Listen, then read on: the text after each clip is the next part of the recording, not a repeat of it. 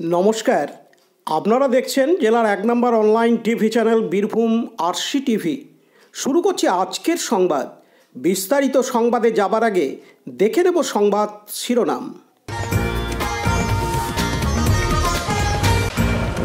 সাংসদ শতাব্দী রায়ের নামে দেয়াল লিখন দুবরাজপুরে।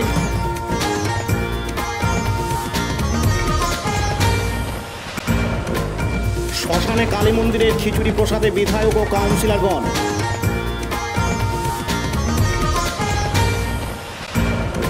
মোটরসাইকেল ও ট্রাক্টরের ধাক্কায় মৃত মহিলা মুরারোয়ে।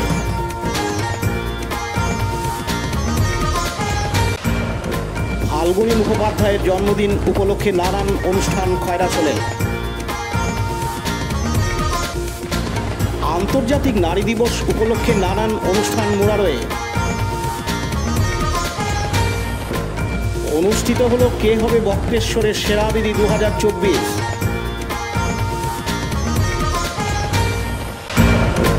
শিব চতুর্দশী পালন পরবর্তীতে নানান অনুষ্ঠান খয়রাছলে কৃষ্ণপুর বর্জরে।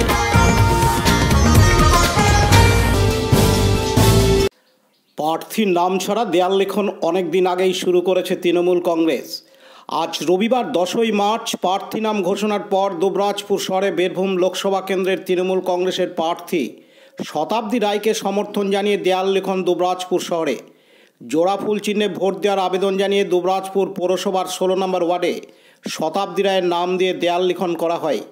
16 নম্বর ওয়ার্ডের কাউন্সিলর মানিক মুখার্জি তার কর্মী সমর্থকদের নিয়ে দেয়াল লিখন লিখলেন।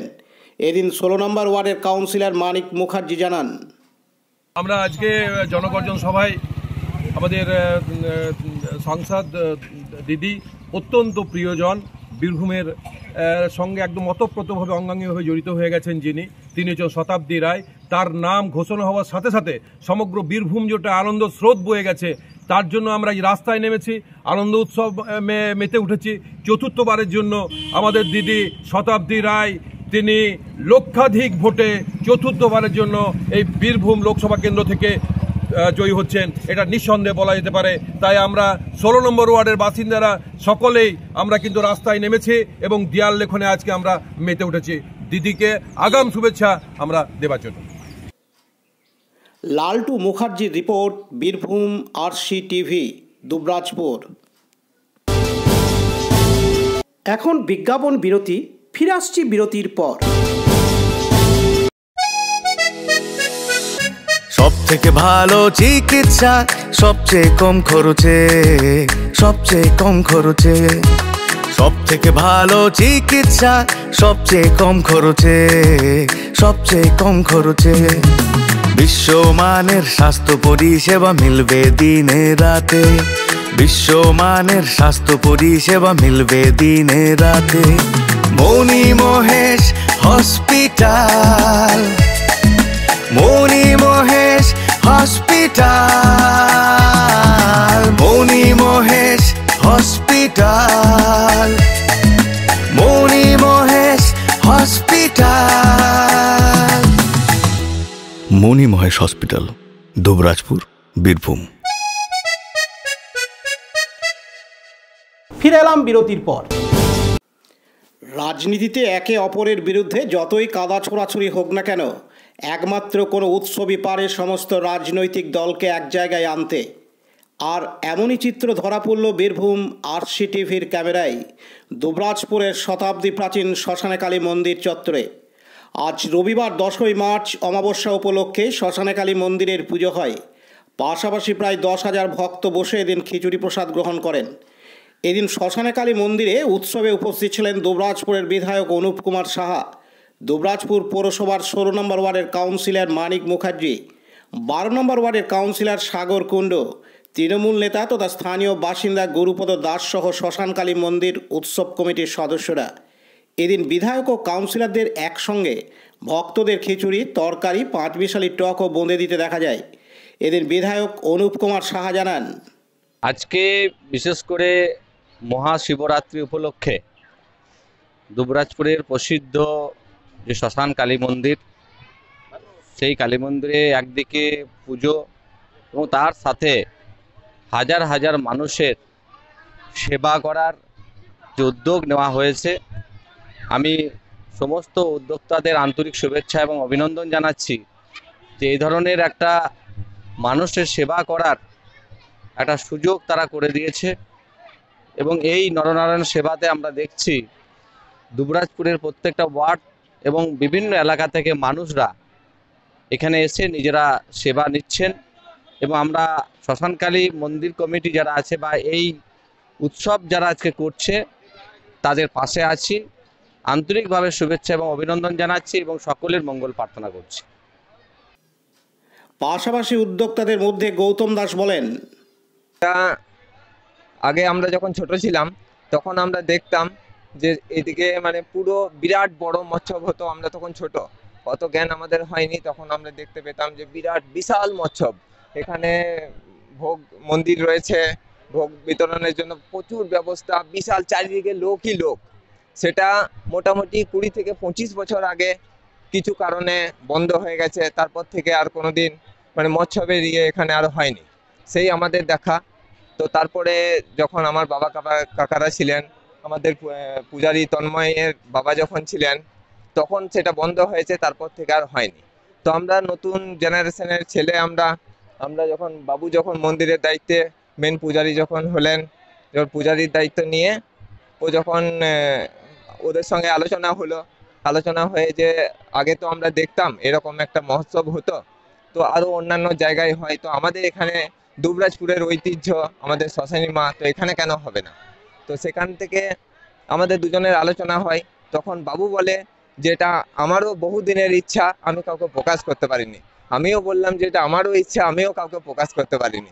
তো দুজনের একসঙ্গেই কথা হয়, কথা হয়ে তখন আমরা ঠিক করি যে আমরা একটা মায়ের মৎসব যেমন আগে হতো সেরকমই মায়ের আশীর্বাদ নিয়ে আমরা শুরু করব।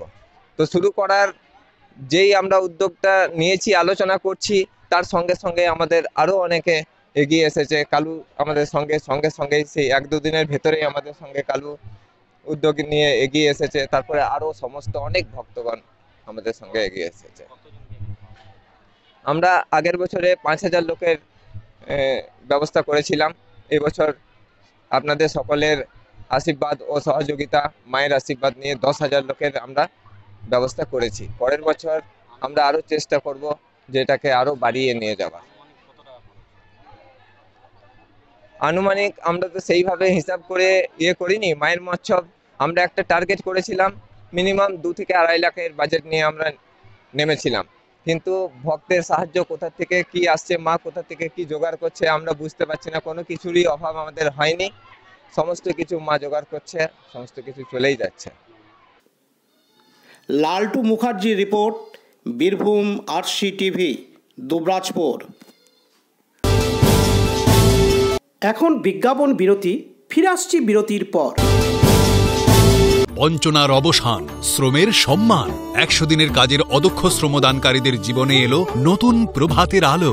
মাননীয় মুখ্যমন্ত্রী মমতা বন্দ্যোপাধ্যায়ের উদ্যোগে তাদের 2 বছরের বকেয়া মজুরির বঞ্চনার অবসান হলো। সম্পূর্ণ রাজ্য সরকারের নিজস্ব তহবিল থেকে 2651 কোটি টাকা ব্যয়ে 59 লক্ষ অদক্ষ শ্রমদানকারীদের বকেয়া মজুরি প্রদান করা হয়েছে। হাসি ফুটেছে রাজ্যের সকল অদক্ষ শ্রমদানকারীদের মুখে। পঞ্চায়েত ও গ্রামোন্নয়ন দপ্তর, পশ্চিমবঙ্গ সরকার কর্তৃক জনস্বার্থে প্রচারিত। ফিরে এলাম বিরতির পর। গতকাল শনিবার 9ই মার্চ সন্ধ্যা 7টার সময় বীরভূম জেলার মুরারই কনকপুর রোডে বালিয়ারি মোড়ের কাছে মোটরসাইকেল ও ট্রাক্টরে ধাক্কায় একজন মহিলা মারা যায়। জানা যায় মহিলাটি মোটরসাইকেলের পেছনে চেপে কনকপুর হয়ে তাদের বাড়ি গদরপাড়া, ঝাড়খণ্ডের দিকে আসছিল। অন্যদিকে ট্রাক্টরটি কনকপুরের দিক থেকে মুরারই যাচ্ছিল। টার্নিংয়ে মোটরসাইকেলটিকে ধাক্কা মারে ট্রাক্টরটি। সেই সাথে ট্রাক্টরটি মোটরসাইকেলে থাকা মহিলাটিকে চাপা দিয়ে দেয়। ঘটনাস্থলে মহিলাটি মারা যান। আরও জানা যায় মৃত মহিলাটির নাম রোকেয়া বিবি, বাড়ি গদরপাড়া, ঝাড়খণ্ডে।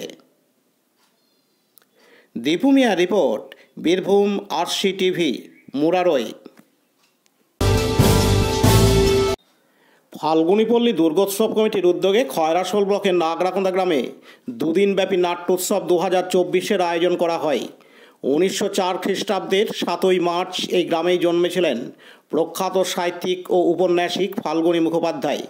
তার জন্মদিন উপলক্ষে ফাল্গুনীপল্লী দুর্গোৎসব কমিটির পক্ষ থেকে প্রতি বছরের ন্যায় এবারও দিনটি যথাযথভাবে পালন করেন। পাশাপাশি রক্তদান শিবিরও অনুষ্ঠিত হয়। এছাড়াও ফাল্গুনী মুখোপাধ্যায়ের জন্মদিনকে উপলক্ষ করে নাট্যোৎসবের আয়োজন করা হয়। গতকাল শনিবার 9 মার্চ সন্ধ্যার সময় নাগরাকোন্দা উচ্চ বিদ্যালয়ের সভাকক্ষে দুটি নাটক মঞ্চস্থ হয়। সাম্প্রদায়িকতার বিরুদ্ধে এবং সমাজ সচেতনতার লক্ষ্যে অনুষ্ঠান। নাগরাকোন্দা গ্রামবাসীদের মিলিত প্রয়াসে একদা চেতনা নামক নাট্যগোষ্ঠী পরিচালনা করলেও কালের আবহে লুপ্ত। সেটিকে নতুনভাবে জাগ্রত করার পরিকল্পনা নেওয়া হয়েছে উদ্যোক্তাদের মধ্যে। নাট্যোৎসবে দুদিনে মোট 4টি নাট্যদল অংশ নিচ্ছে। বর্তমান প্রজন্মের কাছে সুস্থ সুন্দর সমাজ গঠন এবং সাংস্কৃতিক মনোভাবাপন্ন করে তোলার লক্ষ্যে এইরূপ আয়োজন বলে উদ্যোক্তাদের পক্ষ থেকে একান্ত সাক্ষাৎকারে বিস্তারিত জানিয়েছেন শ্রীমন্ত মুখার্জি। এদিন তিনি আরও জানান, ফাল্গুনীপল্লী দুর্গোৎসব কমিটি আয়োজিত নাট্যোৎসব 2024 গ্রামেরই সন্তান সাহিত্যিক বরেণ্য সাহিত্যিক ফাল্গুনী মুখোপাধ্যায়ের জন্মদিবস উপলক্ষে রক্তদান শিবির এবং নাট্যোৎসবের আয়োজন করা হয়েছিল। এই নাট্যোৎসবে 4টি দল অংশগ্রহণ করে মূলত সমাজে সাম্প্রদায়িকতার বিরুদ্ধে সাংস্কৃতিক চেতনা আনতে আমাদের এই প্রয়াস। আমাদের এই নাগরাকোন্দা গ্রাম ঐতিহ্যবাহী গ্রাম, 125 বছর পুরনো এখানে স্কুল রয়েছে। যখন বিভিন্ন এলাকা থেকে এখানে পড়াশোনা করতে আসতো, সংস্কৃতি শিক্ষা এখান থেকে গ্রহণ করত, সেই জায়গাটা যাতে চিরকালে ধরে রাখতে পারি এবং সমাজকে একটা বার্তা দিতে পারি, সেই উদ্দেশ্যে কিন্তু আমাদের এই নাট্যোৎসব 2024। শেখ রিয়াজউদ্দিনের report, Birbhum RC TV, Khoyrasol. এখন বিজ্ঞাপন বিরতি, ফিরে আসছি বিরতির পর।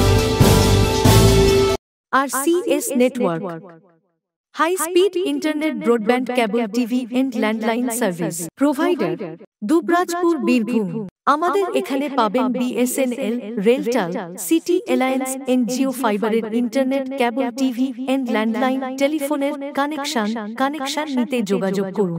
দুবরাজপুর 034422296277 7449000072 9732202011 8207037404 সিউড়ি 034622999995 9647669675 7063544520। ফিরে এলাম বিরতির পর। গত শুক্রবার 8ই মার্চ ছিল আন্তর্জাতিক নারী দিবস। সেই নারী দিবসকে উপলক্ষ করে আমাদের দেশে তথা রাজ্য জেলায় নানান ধরনের অনুষ্ঠান অনুষ্ঠিত হয়। সেই রকমই একটি অনুষ্ঠান হয়ে গেল বীরভূম জেলার অন্তর্গত মোরারই ব্লকের ঘুষখোড়া গ্রামে, যেখানে নারী দিবস উপলক্ষে নানান অনুষ্ঠান অনুষ্ঠিত হয়।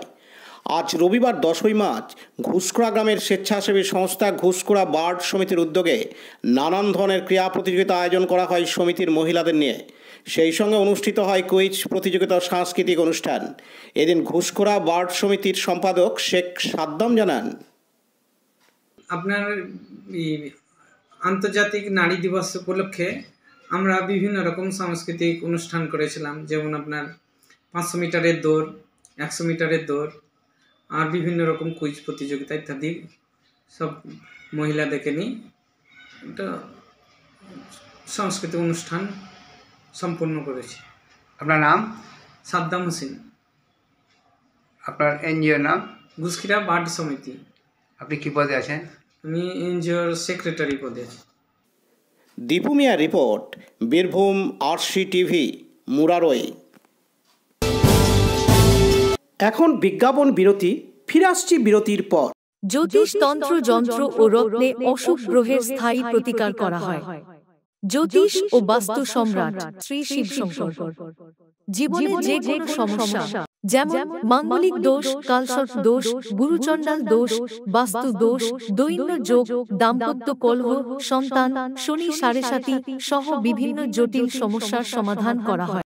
এছাড়া পড়াশোনায় বাধা, চাকুরিও বাধা, বিবাহে সমস্যা, ব্যবসায় ক্ষতি প্রভৃতি সমস্যার গ্যারান্টি সহকারে প্রতিকার করা হয়। কুষ্ঠি, ঠিকুজি ও বিবাহের জটিল বিচার করা হয়। চেম্বার দুবরাজপুর, ওয়ার্ড নম্বর 6, মা আনন্দময়ী মন্দিরের পাশে, বীরভূম। বুকিং এর জন্য ফোন করুন 7908384147। ফিরে এলাম বিরতির পর। বীরভূম জেলা পরিষদের ও দুবরাজপুর পঞ্চায়েত সমিতির উদ্যোগে এবং বক্রেশ্বর শিবরাত্রি মেলা কমিটির সহযোগিতায় প্রতি বছরের ন্যায় এবছর আয়োজন করা হয়েছিল নারী শক্তির প্রতিভার বিকাশের লক্ষ্যে কে হবে বক্রেশ্বরের সেরা দিদি 2024-এর রিয়েলিটি শো, যার চূড়ান্ত প্রতিযোগিতা অনুষ্ঠিত হয় গতকাল শনিবার 9 মার্চ সন্ধ্যায়। উক্ত রিয়েলিটি শোকে কেন্দ্র করে মহিলাদের উৎসাহ উদ্দীপনা ছিল চোখে পড়ার মতো। সঞ্চালক ও সাংস্কৃতিক ব্যক্তিত্ব পেশায় শিক্ষক সৌমেন মুখার্জির সুমধুর সঞ্চালনা অনুষ্ঠানটিকে আরও সুমধুর করে তোলে। বক্রেশ্বরের সেরা দিদি 2024 রিয়েলিটি শোয়ের শিরোপা অর্জন করেন সুমনা চক্রবর্তী এবং মামনি চৌধুরী। সোমনাথদের report, Birbhum RC TV, Bakreshwar. Birbhum জেলার খয়রাশোল থানার অন্তর্গত কৃষ্ণপুর বর্জর গ্রামবাসীদের আয়োজনে ও পরিচালনায় গত বছর মহা ধুমধাম ও নানান ধর্মীয় অনুষ্ঠানের মধ্য দিয়ে প্রতিষ্ঠা করা হয় সার্বজনীন শিব মন্দিরের। এবছর এদিন গতকাল শনিবার 9 মার্চ সকাল থেকে শুরু হয় ভাগবত প্রবচন, সন্ধ্যারতি, লীলাকীর্তন, গান। আজ রবিবার 10 মার্চ দুপুরে দুস্থদের বস্ত্র বিতরণী অনুষ্ঠান, বিকেলে সাংস্কৃতিক অনুষ্ঠান, পরবর্তীতে সন্ধ্যারতি এবং রাত্রে শ্রী শ্রী রাধা গোবিন্দের লীলাকীর্তন গান পরিবেশিত হবে। আগামীকাল সোমবার 11 মার্চ অন্যান্য অনুষ্ঠানের পরবর্তীতে রয়েছে সামাজিক যাত্রাপালা। আজ রবিবার 10 মার্চ 55 জন দুস্থদের মধ্যে বস্ত্র বিতরণ করা হয়। এদিন উপস্থিত ছিলেন সমাজসেবী বেণীমাধব ভট্টাচার্য, কীর্তনিয়া শত্রুঘ্ন ভান্ডারী, ভাগবত ভট্টাচার্য, নীলমাধব ভট্টাচার্য, সনাতন অধিকারী সহ বহু বিশিষ্ট জনেরা, পরিচালন কমিটির সদস্যরা ও গ্রামবাসীরা। এদিন কৃষ্ণপুর গ্রামের বাসিন্দা তন্ময় ঘোষ জানান, অনুষ্ঠান সূচনা হয়েছে গতকাল আমাদের ভাগবত পাঠ হয়েছে এবং রাত্রিবেলায় লীলা কীর্তন হয়েছে। লীলা কীর্তন পরিবেশন করেছেন শত্রুঘ্ন ভান্ডারী এবং আজ আমাদের বস্ত্রদান শুরু হয়েছে। বস্ত্রদান নিয়ে আজকে অনুষ্ঠান সূচনা হয়েছে। তারপরে আপনার রাত্রিবেলায় আবার আছে কীর্তন গান। কালকে আমাদের সামাজিক যাত্রাপালা কালকে হবে। এইভাবে আমাদের নানাবিধ অনুষ্ঠানে নিয়ে আজকে অনুষ্ঠানটি। আজ আমরা 55 জন দুস্থকে বস্ত্র বিতরণ করলাম।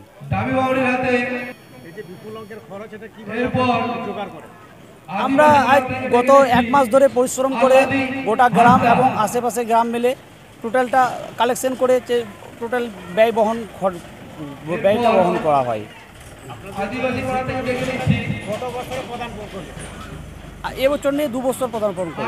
গত বছর তার অনুষ্ঠান সূচনা হয়, এবছর 2য় বছর। আপনার নাম? তন্ময় ঘোষ, কৃষ্ণপুর। বিপিন পালের report, Birbhum RC TV, Khoyrasol. আজকের সংবাদ এই পর্যন্ত। পরবর্তী সংবাদের জন্য চোখ রাখুন বীরভূম আরসি টিভির পর্দায়। নমস্কার।